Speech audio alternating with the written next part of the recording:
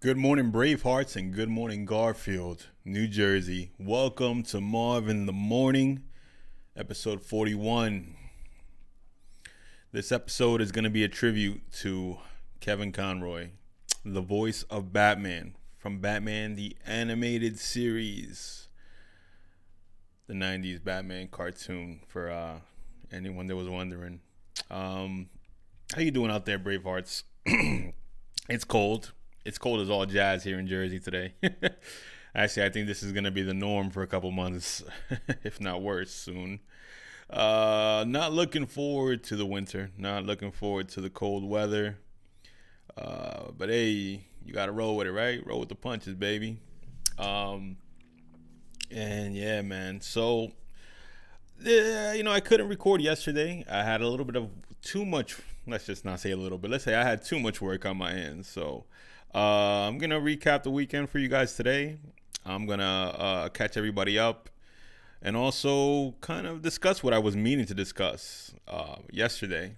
Um, I was gonna do a review of someone's podcast. I already forgot his name. That's how much I really didn't want to do that. But he is the number 5 podcast in the world. But we can definitely do that tomorrow. Tomorrow we can definitely make that happen. So no worries with that. We'll go back to the podcast reviews tomorrow.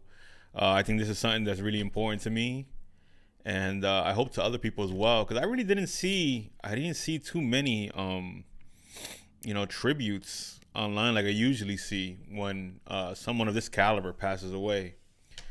So I thought it was due.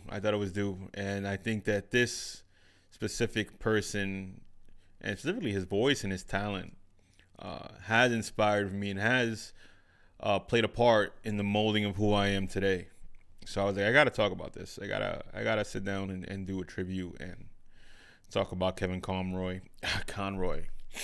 I might even be like getting allergies or something because my nose is mad stuffy today too. So forgive me if my voice is different today and my energy is different. I definitely uh, am feeling the harshness of the weather now for sure, for sure. But the time will be below if you want to skip ahead to the meat and potatoes. But let's catch you up on the weekend right now. Of course, if you're new here, you can hit the subscribe button if you like what you're hearing. Thumbs up if you like what you're hearing. Notification bell if you want to continue to hear things that you like. I mean, it's what we do here in Bravery, right? Let's catch you up. So I released a promo, ad for Bravery Studios on Instagram, and it did pretty well. It's actually doing the rounds right now, and people are loving it. That's gonna be. I made that primarily because we have the Rival Fools tournament happening this weekend. I'm gonna catch you up on that as well, but I got to do more of those. It was pretty fun to do, pretty fun to edit. Definitely don't have enough ads out there for the studio, so that I definitely have to keep making more, maybe monthly if anything. I got to definitely do that. So look forward to more of that. And getting more TikTok videos out there as well. Larry from that One Piece talk was like, "Yo, what happened to TikTok?" And I was like, it's kind of hard to juggle both TikTok and Instagram. But like, he was like, "Yo, you got to focus on TikTok, man. If it's one or the other, do TikTok." And I was like, "Yeah, I guess so, man. We're gonna start grinding on TikTok for sure." They say put out like 3 videos a day on TikTok, which is like bonkers. Like keeping up with that schedule. I need to figure out what's the best scheduling app for TikTok, videos or whatnot. So look forward to that soon too. More TikTok coming on the way. So this weekend, I got to sit down with Marcy from Comediando podcast. My Spanish is atrocious, so forgive me. But we had a very Dominican episode. Jason Enrique was guest hosting with me for that episode. Um, we definitely had a Mondo cool vibe, a good time on that show. The I'm getting so many notifications for the What's for Dinner episode, which is coming out tomorrow. But yeah, so I got to sit down with Marcy and Jason, and that was pretty awesome. Marcy Comediando podcast. Let me show you guys her Instagram page, right? So this is Marcy here, and this is her post. This is the pic of the episode we just did last weekend, last Saturday actually. So it was a really good time, chilling in the Valor Room. She's been rocking for a year now. She just celebrated a year of podcasting. I'm hoping that we can get an event going for her anniversary as well. But definitely cool vibes. Cool kicking in with another Dominican. We got to discuss cool Dominican terms, which I love doing. I love going into that. Kind of, I need to get more Dominicans on here. I'm actually also considering creating a sub series for Live from Bravery Studios, like the De Lo Mio edition, putting like Dominican flags all over the thumbnail or something like that. So debating it. But I definitely don't want to do more. I want to show more of who I am and where I come from in what I do and in my art. So always chopping it up with a Dominican is always a heartfelt thing for me, you know. Even with what's for dinner, you know, Theo Rose, that was a great time chopping it up with another Dominican. So look forward to that. More Dominicans coming over here and popping over here in Bravery Studios. You know, that's the goal. De Lo Mio edition maybe coming soon. We got Commissioner Kelvin in the building. What up, Marv? How's it going? It's going, man. It's going. I don't know. I'm feeling the weather. It's mondo cold here in Jersey now, man. I think that's it for the fall. I think we're nose diving into winter already. And yeah, middle of November, it's definitely supposed to get cold. We had a couple still warm weeks earlier in the month, but you know the cold is coming. Winter's coming, man. Like they used to say in Game of Thrones, winter is definitely on its way, and it's creeping up. And it's creeping up like violently. It's creeping up violently on me. Brian Green in the house. Que lo que? What's up, Marv? Yo, que lo que, bro? Brian Green in the house. Yo, man. Yeah, man. Shout out to everybody watching. Yeah, winter is on its way over here, guys. So yeah, got to chop it up with Marcy. Got to chop it up with Jason. I know Jason was like, damn, these guys are saying all these Dominican things, and I don't know what's going on. I also had Joe, my intern, recording the episode. Producing was his first time producing a podcast, and he's from the UK, so he definitely was looking at us like, what are they saying over there? But yeah, shout out to Joe. I gotta come up with a nickname for Joe. I don't know what it is yet. He's from the UK, so maybe the nickname will have something like that in there. Call him Union Jack or something like that, but we'll see for sure. So yeah, that was Marcy and Jason. Then I also got to talk to John from Prototype, Way of the Whiskey. Now let me tell you guys about John, bro. This guy, you can give him any old piece of furniture, and he can make art out of it. You give him wood, you give him materials, you tell him to go crazy with it. This guy can build you a palace out of like furniture that people throw away. This guy's the definition of one man's trash is another man's treasure. Check out his Instagram, and you can see here all the art he does over there for Prototype, everything he's worked on. This is for a beauty salon which wanted a 90s aesthetic. You know, I'm assuming he made this costume too, or he's in that costume probably. This was a backside of a desk, a reception desk that he's building for his salon as well. So pretty cool jazz. The guy's definitely got style. He's got that pirate or what is it called? Or cowboy style. And yeah, he just makes cool stuff. I don't know how else to put it. Look at this right here. Look how awesome this looks. Him just combining a menagerie of things together to make art out of it. Things that people probably threw away and didn't care for anymore. Look at the camouflage inside of the frame there. The deer head, skeleton head over here. Like, I love it. I love what this guy does. I absolutely love what this guy does. So that one's not loading. But yeah, absolute artist. This is the legend right here. So look forward to that interview coming soon. Definitely had a great time there. Actually, this one looks even better. This is definitely him in his zone. Look at this guy right here. Definitely him in his zone there. So shout out to Prototype. You know, that's Bravery Studio's sister studio over there. I go over there like every 2 weeks and chop it up with them. So definitely a good time. I'm also going to be setting up podcasting with them over there, setting up a satellite studio with them. So look forward to that as well. But yeah, that was the weekend. That was the two people that I interviewed this weekend, Marcy alongside Jason, and then The Way of the Whiskey. So great time talking to them both. I gotta like set up something with my iPad screen so it doesn't close so fast. I turned my head for a second and this thing is closing down on me. What else we got to announce this weekend? I want to do a daily shout out. I haven't done a daily shout out in a minute, right? But this one is more deserving than anyone else Shout out to Brian. Shout out to B. This guy definitely shows more love on here, more than any other client I have. Is always showing up here at Marv in the morning, and I was waiting for like the perfect opportunity to give him a daily shout out, and I don't think there's a more perfect time than now. Now that my boy is the first Braveheart out of the studio to get married while recording a podcast, I don't think I've ever had anyone do that before. So shout out to B. Shout out to Brian Green. Shout out to the Street Approved Podcast. They are the daily shout out for today. And they recorded a beautiful episode last Friday. It was the after wedding episode. And let me tell you guys something, man. It was a beautiful thing. It was definitely a beautiful thing. Let me show you guys a piece of it. Him and his lovely lady over here chopping it up on the podcast. They're speaking their favorite moments from the wedding, covering all of it. Him and the whole team. It was a beautiful vibe, and I man, like I've never had someone do that before here at Bravery. Like just kind of like, hey, I'm getting married. I'm gonna do a wedding episode. I'm gonna have my friends interview me. Tell me what was my favorite parts of the wedding and all that jazz. So beautiful thing, beautiful time. What a time to be alive. And I got to be the producer for that one. So it was kind of heartfelt, man. It was a heartfelt day. Thank you, B, for recording here and always showing support.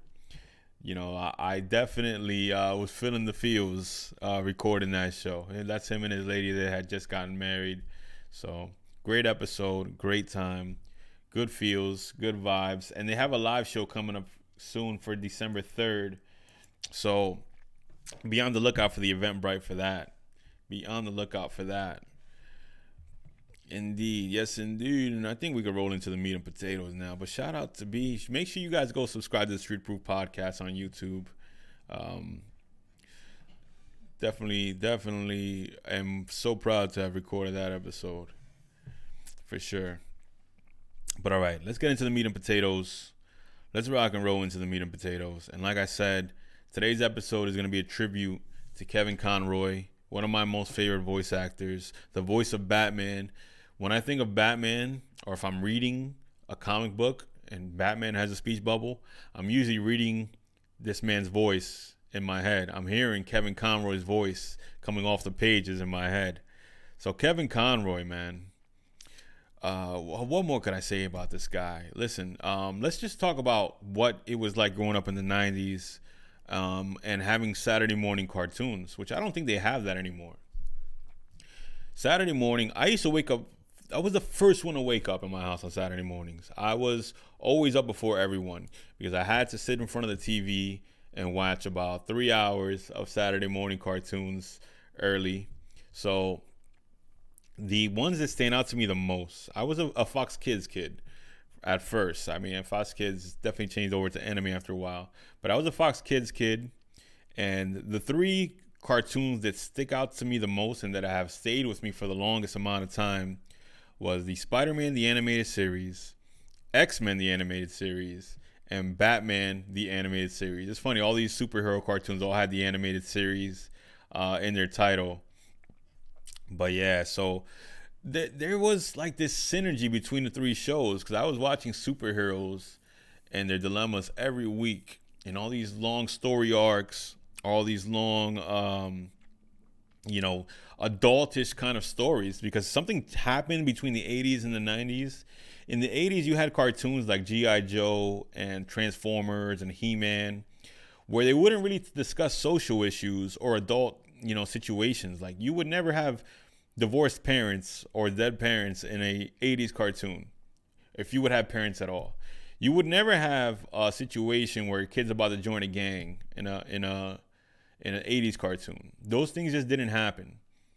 At some point, for some reason, in the early 90s, they were like, listen, we're going to start telling adult-like stories in cartoons.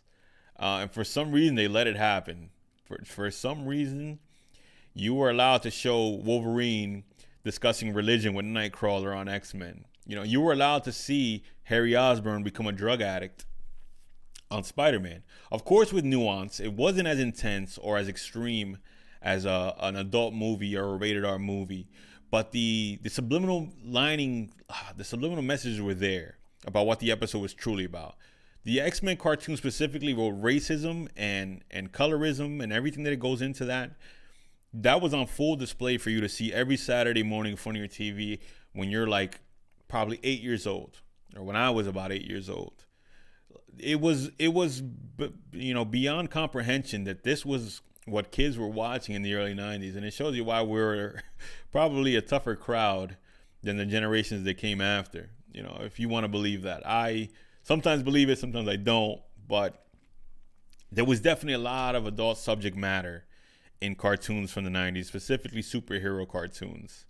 And then Batman, above everything else. Batman was a cartoon drawn so darkly. They said that they drew this cartoon on black paper with dark color inks. And it's just so crazy how gothic and how, dark that show was. From the subject matters, the episodes, people dying, the implications of some situations that happen on that show. And then you have Kevin Conroy as the voice of Batman.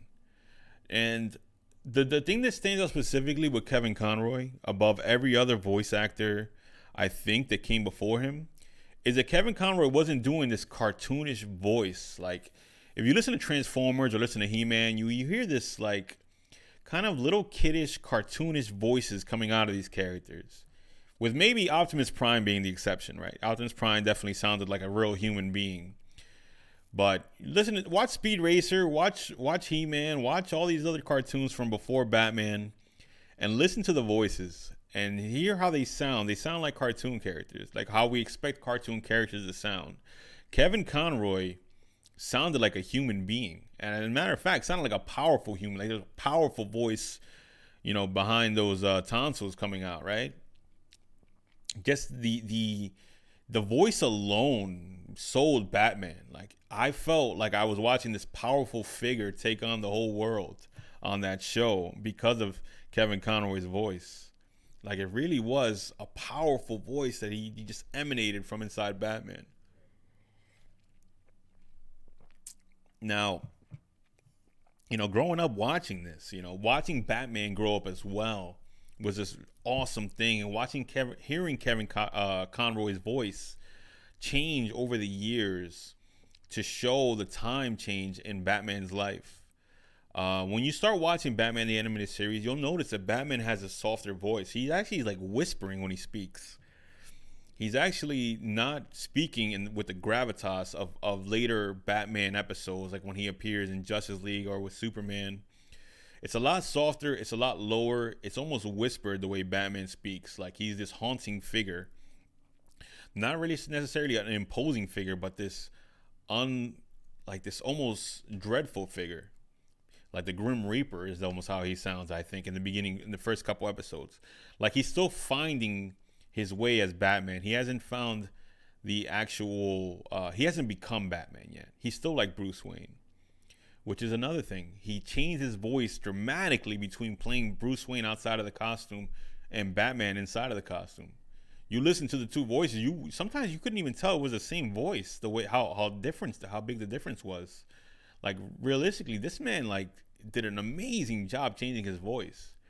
Where people say that Michael Keaton changed his voice in the '89 Tim Burton movie, I'll say yeah, he did change his voice, but it kind of just was like he went from speaking in a natural boom volume to kind of whispering as Batman. Whereas Kevin Conroy, it's almost dramatic how different the voices are, to the point where when you hear Batman kind of pick up a phone and pretend to be Bruce Wayne, or I mean, if you can consider that pretending, because he is Bruce Wayne, right? But you hear him speaking in his Bruce Wayne voice, and it's almost it's uncomfortable hearing Bruce Wayne's voice coming out from under the Batman mask. Very, very, very great job Kevin Conroy did in that. And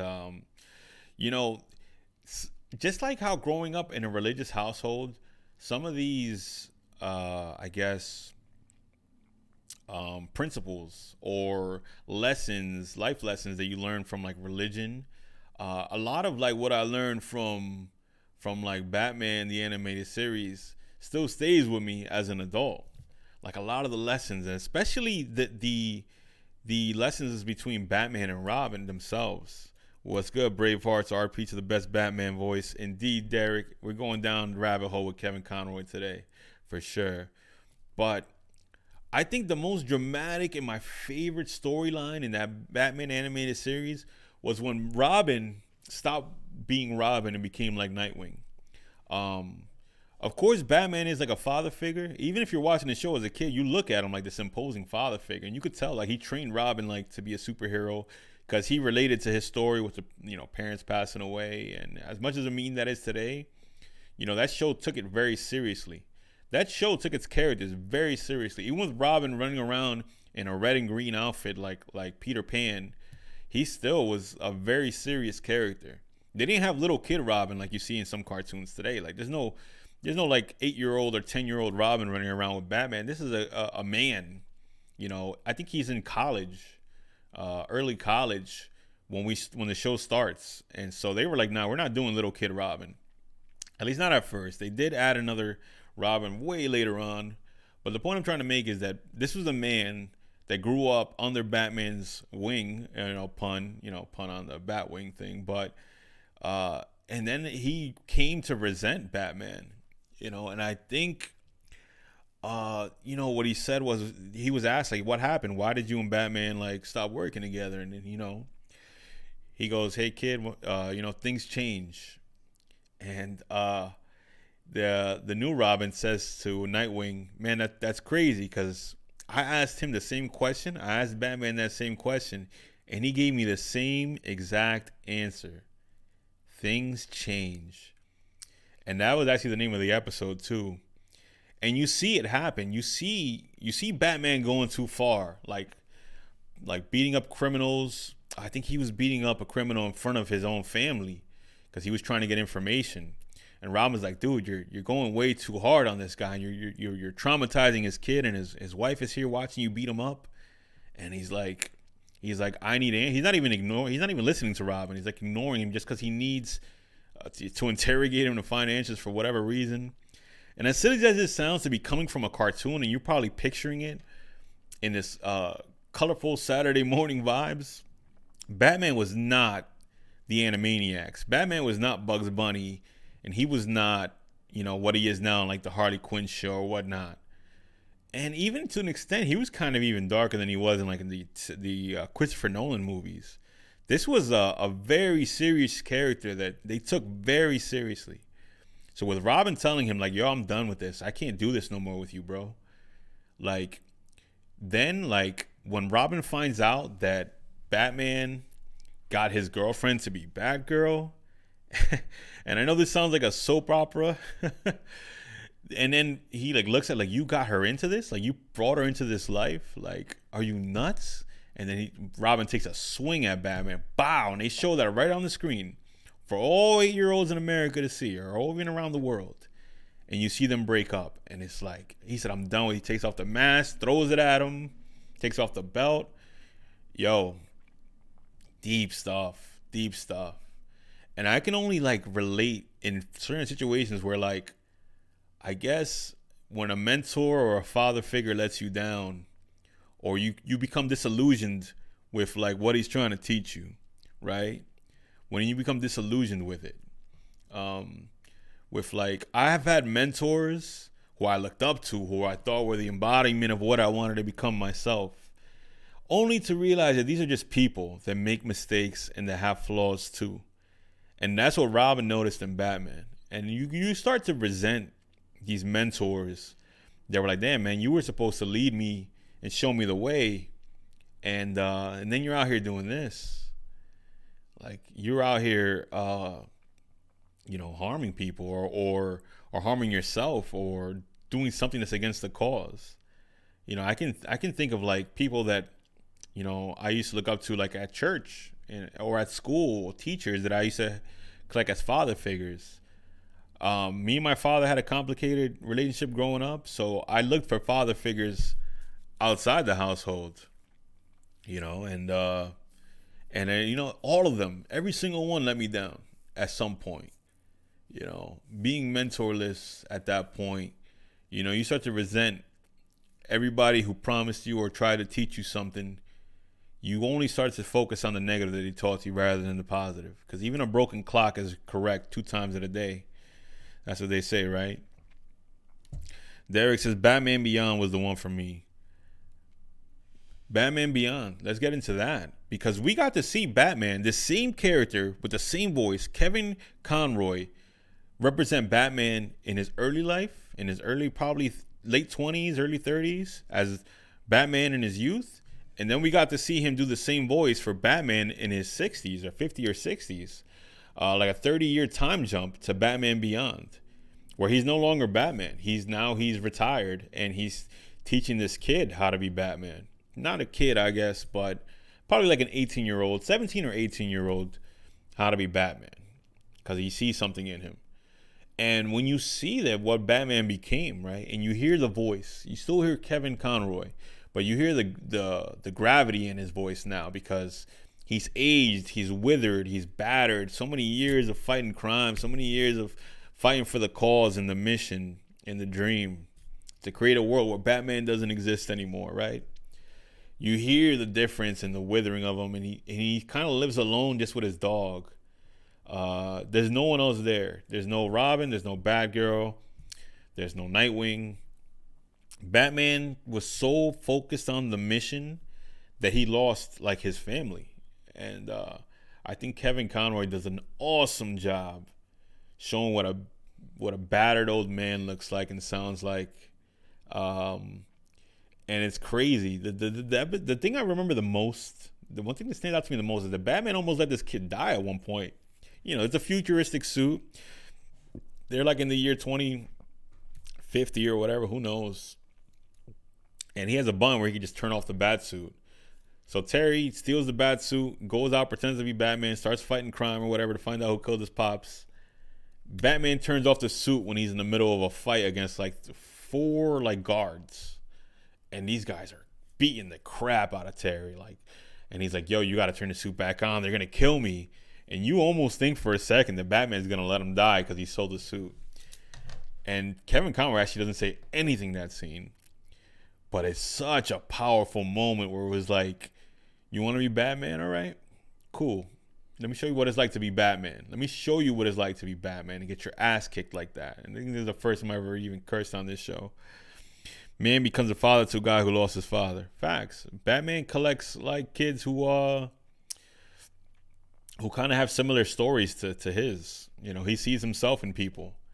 And each one of these people that become like his pupil always grow up resenting him. Always. In every situation. I think that's just how it is. You always let down the people who are the closest to you. And with Batman not having a family of his own, he lets down his pupils, his disciples, or whatever you want to call them. So yeah, we got to hear and see Kevin Conroy as Batman all throughout this entire, I think it was a span of like 15 years, from Batman the Animated Series to Superman the Animated Series, to Justice League Unlimited. Then we got to hear him in the Batman Arkham games where he came back as Batman, different timeline or whatever. But throughout the span of all this time, actually, I think he was Batman's voice for almost 20 years if you count the games. I think he even came back for some cartoons and some animated movies too. The Killing Joke was definitely Kevin Conroy. I remember when Derek showed up to the studio with The Killing Joke on Blu-ray. But this guy, like, I don't think people ever wanted to hear another voice of Batman. Even though they have him, I've heard new people play Batman, and it doesn't hit like it used to. I may be speaking from a nostalgic perspective, but it doesn't hit like it used to. Not like Kevin Conroy. It doesn't hit like Kevin Conroy. That's for sure. And shout out to the creators of that show for letting Batman look human and look bad in some moments. Like I said, like, Batman went too far in a lot of situations. And, Kevin Conroy had that voice too of someone you're too focused on the mission, man. You're forgetting what it's like to be human at some points because you're too like involved in this, too wrapped up in the life, I guess. You're too caught up, like I guess some people would say. So thank God they allowed that to happen and to see flaws in their characters. That's the real point I'm trying to make. Thank God these guys that made these shows from the 90s allowed their characters to have flaws, because realistically, everyone has flaws, and that's something that a lot of cartoons, maybe even today, I don't watch too many cartoons anymore. Uh, there weren't flaws. Like He-Man had no flaws. The Transformers were robots. They weren't like held up to the standards of a human being, right? Um, but the X-Men, Spider-Man, Batman, the biggest cartoons of the '90s, they allowed all their characters to be flawed, and they allowed all their characters to sound human, not like cartoon characters. Uh, the other thing that kind of needs to be touched on is Mark Hamill's chemistry with Kevin Conroy. Unlike today, where a lot of voice actors are recording their voices at home and sending it over email to the producers or the animators or whatever, in this specific cartoon, the voice actors were in the same room recording together.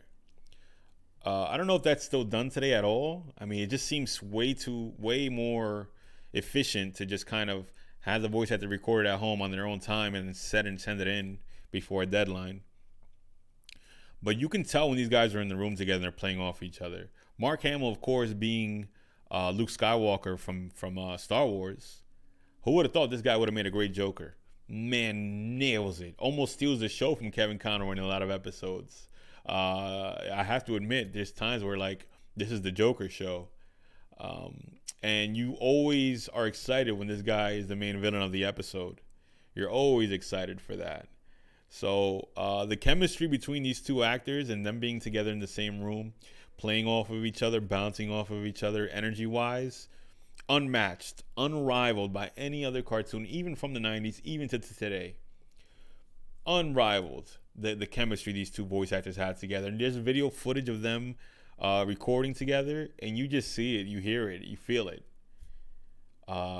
Great job between those two. And shout out to them for taking the role seriously. Like I said, there wasn't too many serious cartoons in the 80s, early 90s. Thank God for them for coming out with that cartoon and making it, taking it seriously. Thank God for that. That guy cartoon definitely played a huge influence in my life. Huge influence. And I still, like I said, when I think of Batman, when I'm reading a comic book and Batman's got a speech bubble, I'm reading it in my head in Kevin Conroy's voice. Like even when I was reading Batman, The Dark Knight Returns, which predates Kevin Conroy's role as Batman. Have to read it in Kevin Conroy's voice. Have to. Absolutely have to. But Kevin Conroy, man, you will be remembered. You are the voice of Batman. For me, probably for life. I don't think anyone will ever be able to come up to that or hold the role for as long as you did. Almost 20 years being Batman. If not exactly 20 years. If not exactly. And I don't think there'll ever be another voice like that for Batman. I don't think so. Whoever comes to the role, whoever wants to fill those shoes in animated form, they'll probably get an actual Hollywood actor to do it. I was watching a video where they were saying that a lot of roles now are stunt casted, meaning they just get a celebrity to do the voice just for the hype. Like how they have Mario being played by Chris Pratt now in the movie. I'd rather just hear Mario from the video games do the voice, honestly, the same voice. But that's what the voice acting world has become. It's all about what big celebrity you can get to play the character. When no one goes for the celebrity, I feel like I don't know where there must be some proof in the pudding, right? Because if every movie's doing it, it's because it works. But like I tell you, I'd rather just get the actual voice that everyone loves and is familiar with to do the voice. In the case of Mario, and definitely in the case of Batman, 100% in the case of Batman. But that's the way the cookie crumbles on that one, right? Kevin Conroy, man, you'll be remembered, my friend. You'll be remembered.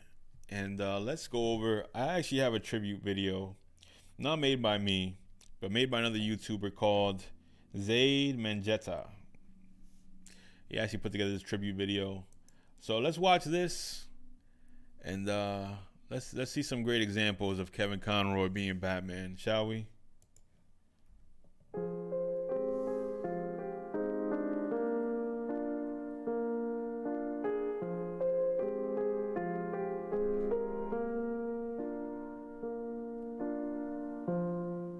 Thank you, Bruce, for everything. Goodbye, Jim.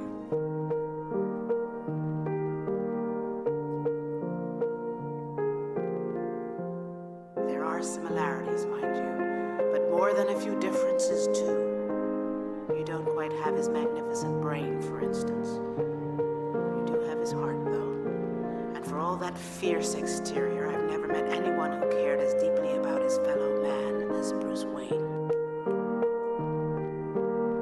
Please.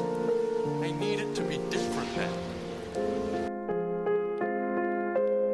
I know I made a promise, but I didn't see this coming. I didn't count on being happy.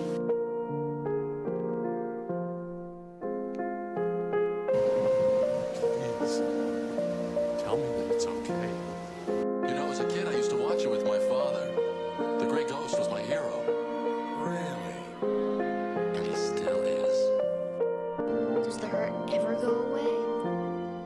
I wish I could say yes. But it will get better in time. For you. Why'd you bring me here? Because I want to know just how badly you want Tony Zuko. Stuff your advice, Batman. You and your stone-cold heart. You don't know how I feel. How could you? Batman, I didn't mean it. I'm sorry. Zuko's taken so much. Caused you so much pain. I couldn't stand the thought that he might take you, too.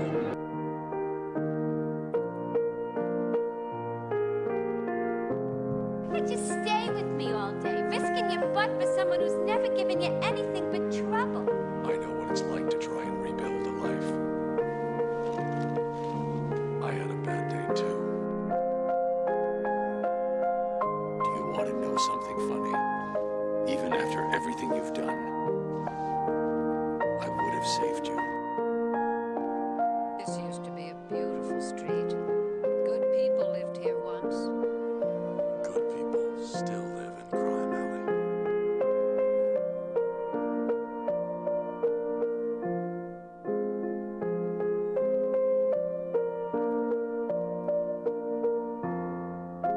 I'm dying very soon. Yes. I'm sorry. Could you stay with me? I'm scared.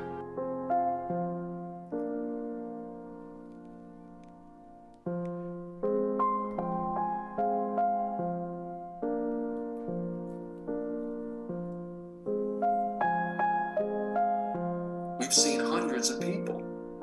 And he said, well, there's this really interesting New York actor who does classics, and he might be really interesting to you. So that's the kind of chance that wouldn't happen now. Because everything's stunt casted now. Everything's about star casting. They were willing to look at an actor that no one had ever heard of, but who had the right instinct for the role and brought the character to life. I honestly don't think I would probably get the role today.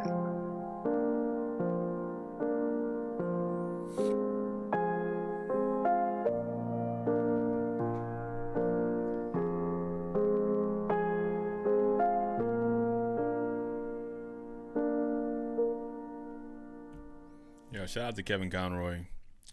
Shout out to Batman. Shout out to the creators of the Batman the Animated Series. Thank you for taking the subject matter serious. Thank you for picking such an awesome voice.